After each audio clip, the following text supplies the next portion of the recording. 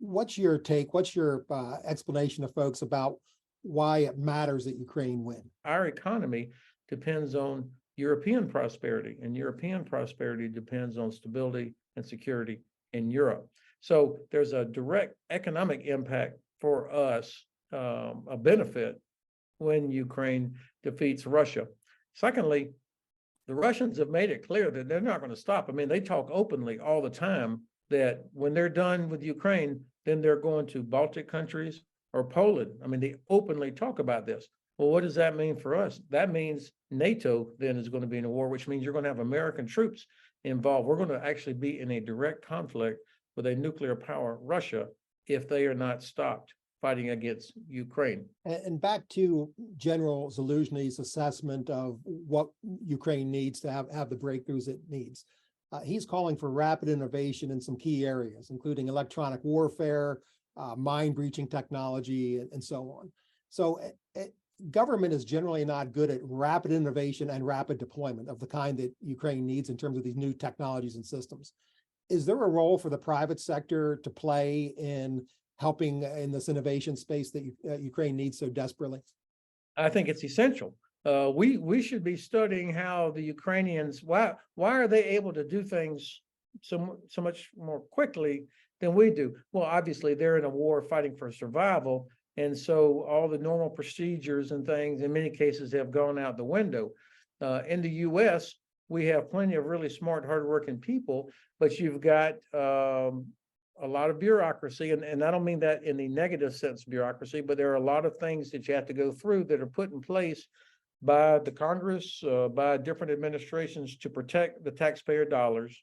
And there's a whole lot of other reasons why you have certain procedures in place. So to do this, the Congress would have to play, I think, an important role to remove some of the risk, to incentivize innovation, and for us to be willing to test and do things in combat that are not perhaps yet ready, but yet there's no better place to test them than in combat, which is what the Ukrainians are doing. Could we close with your assessment of the impact of our assistance and private assistance, and how much of a difference can that make? So I see it happening in three ways. Number one, there's real tangible help that reaches different parts of Ukrainian armed forces, whether it's body armor, boots, the vehicles, radios, different things that soldiers use, and they get out there, they augment the actual supply system of the Ukrainian armed forces as well as what the government provides. So there's an absolute tangible benefit, and I see it on social media all the time, Ukrainians saying, hey, thanks for this. The X brigade just received our whatever it was. That's one very specific thing.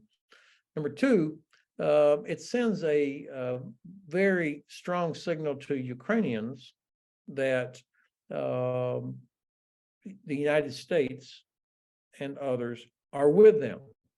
I mean, I think most Ukrainians understand.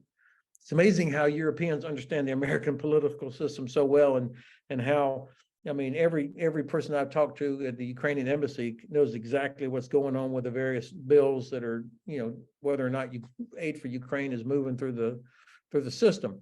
So when they see this kind of support, it lets them know that, hey, the United States, the people of the United States are with them. So that has a very important, intangible impact for Ukraine.